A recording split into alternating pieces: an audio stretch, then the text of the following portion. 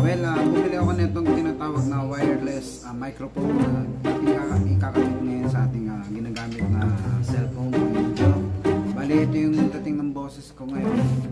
Ang kaibahan, malalaman natin pagka ginamit na natin itong wireless na microphone. Bali, ito yung receiver niya. Type C siya, Type C. Sasalpak lang natin dito sa ating cellphone. Yan.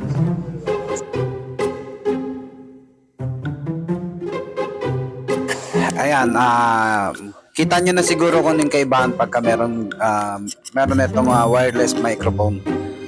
Mura lang siya, nabili ko lang siya ng 180 pesos sa online. Kaya advice ko sa atin na mga bago dito sa social media, gumamit tayo nito para mas maganda yung dating natin sa pag-video natin. Thanks, magandang gabi po.